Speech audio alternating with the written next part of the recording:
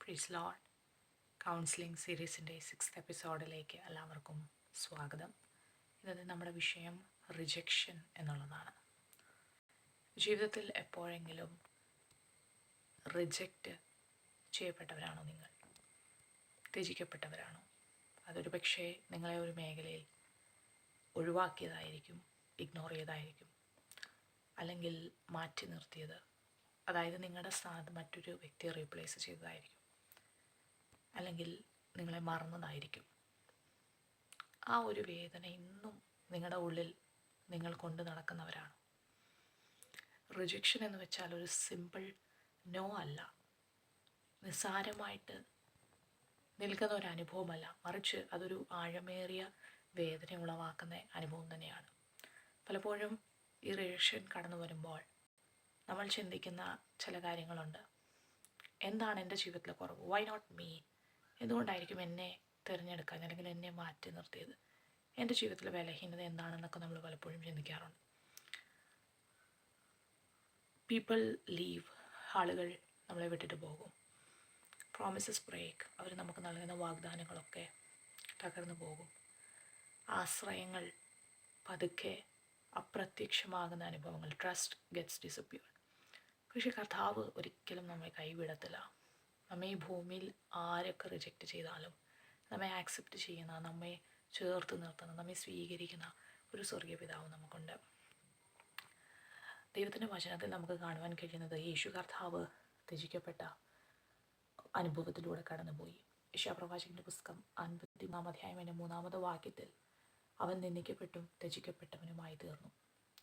ദാവീദിൻ്റെ ജീവിതത്തെ അനുഭവത്തിൽ ദാവീദ് പ്രകാരമാണ് പറയുന്നത്, എൻ്റെ അപ്പനും എൻ്റെ അമ്മയും എന്നെ ഉപേക്ഷിച്ചു, എങ്കിലും യഹോവ എന്നെ ചേർത്തുകൊണ്ടു. പലരും ജീവിതത്തിൽ ത്യജിക്കപ്പെട്ടവരായിരുന്നു, ഉപേക്ഷിക്കപ്പെട്ടവരായിരുന്നു. എന്നാൽ ദൈവത്തിൻ്റെ സ്നേഹം അവരെ ഒന്നും കൈവിട്ടില്ല എന്നുള്ളതാണ്. നമ്മുടെയൊക്കെ ജീവിതത്തിൽ റിജക്ഷൻ കടന്നു വരുമ്പോൾ അങ്ങനൊരു ഫീലിംഗ് നമുക്കുണ്ടാകുന്നുണ്ടെങ്കിൽ നമ്മൾ ചെയ്യേണ്ട ചില പ്രധാനപ്പെട്ട വിഷയങ്ങളിൽ ഒന്നാമത്തെ വിഷയം, don't let it define you. നിങ്ങളെന്നൊരു വ്യക്തിത്വത്തെ ഈ റിജക്ഷൻ ഒരിക്കലും വിലയിരുത്താൻ നിങ്ങൾ അനുവദിക്കരുത്.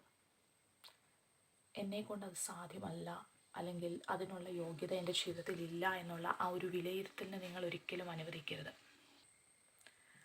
രണ്ടാമതായി നമ്മൾ ശ്രദ്ധിക്കേണ്ട വിഷയം, റിലീസ് ദ പെയിൻ. നമ്മുടെ ഉള്ളിൽ ഈ റിജക്ഷൻ നിമിത്തമുണ്ടായ വേദനയെ ഒന്ന് മാറ്റിവെക്കുവാൻ, അതിനെ ഒന്ന് മറക്കുവാൻ നമ്മുടെ ജീവിതത്തിൽ കഴിയണം. മൂന്നാമത്തായിട്ടുള്ളൊരു വിഷയം എന്ന് വെച്ചാൽ ഫർഗീവ്, ക്ഷമിക്കുക. May be not instantly but intentionally. പതുക്കെ ഫർഗീവ് ചെയ്യുക. പെട്ടെന്നൊരു പക്ഷേ പറ്റാത്തൊരു കാര്യമാണ്, പക്ഷെ മനഃപൂർവ്വമായിട്ട് ഈ റിജക്ഷൻ ഉളവായ സാഹചര്യം, അതൊരു വ്യക്തിയിൽ നിന്നാണെങ്കിൽ ഒരു സാഹചര്യത്തിൽ നിന്നാണെങ്കിൽ അത് ക്ഷമിക്കുക. നാലാമതായിട്ട് നമുക്ക് ചെയ്യാൻ കഴിയുന്നൊരു വിഷയം, have your identity in God. നിങ്ങളുടെ വ്യക്തിത്വം ദൈവവുമായിട്ടുള്ള ബന്ധത്തിൽ നിങ്ങൾ പുതുക്കുക. ഒരിക്കലും ഒരു വ്യക്തി നിങ്ങളെ വിലയിരുത്തുന്ന ഒരു ആളായി നിങ്ങൾ നിൽക്കാതെ, ഒരു ഒബ്ജക്റ്റായി നിങ്ങൾ നിൽക്കാതെ, അതിലെല്ലാം ഉപരി ആരൊക്കെ എന്നെ റിജക്റ്റ് ചെയ്താലും കർത്താവ് എപ്പോഴും എന്നെ ചേർത്ത് നിർത്തും, കർത്താവ് എപ്പോഴും എന്നെ ആക്സെപ്റ്റ് ചെയ്യും എന്നുള്ള ഒരു ഉത്തമ ബോധ്യത്തിൽ നിങ്ങൾ മുന്നോട്ട് ചുവടുകളെ വെക്കുമ്പോൾ, നിങ്ങൾ മുന്നോട്ട് യാത്രകൾ ചെയ്യുമ്പോൾ കർത്താവിന് വേണ്ടി പല കാര്യങ്ങൾ നിങ്ങൾക്ക് ചെയ്യുവാൻ കഴിയും. എന്നെ കേൾക്കുന്ന പ്രിയപ്പെട്ടവരെ, നിങ്ങളുടെ ജീവിതത്തിൻ്റെ സാഹചര്യങ്ങൾ, നിങ്ങളിന്ന് അനുഭവിക്കുന്ന റിജക്ഷൻ, അതൊരിക്കലും നിങ്ങളുടെ കഥയുടെ അവസാനമല്ല. നിങ്ങളെ ആക്സെപ്റ്റ് ചെയ്യുന്ന ഒരു സ്വർഗീയ പിതാവുണ്ട്, നിങ്ങളെ സ്നേഹിക്കുന്ന ഒരു സ്വർഗീയ പിതാവുണ്ട്. ലോകം നിങ്ങളെ മാറ്റി നിർത്തിയാലും, മനുഷ്യർ നിങ്ങളെ മാറ്റി നിർത്തിയാലും, കൂടപ്പിറപ്പുകൾ, കുടുംബത്തിലുള്ളവർ, സ്നേഹിതർ, സ്നേഹിച്ച് ഏറ്റവും കൂടുതൽ നിങ്ങൾ അടുത്ത് നിന്ന ബന്ധുമിത്രാദികളാകും, ആരുമായിക്കൊള്ളട്ടെ, അവർ നിങ്ങളെ റിജക്റ്റ് ചെയ്താലും നിങ്ങളെ ആക്സെപ്റ്റ് ചെയ്യുന്ന ഒരു സ്വർഗീയ പിതാവിൻ്റെ സ്നേഹം നിങ്ങളുടെ ഉള്ളങ്ങളെ അനുഭവിച്ചുവാൻ കർത്താവ് കൃപ ചെയ്യട്ടെ.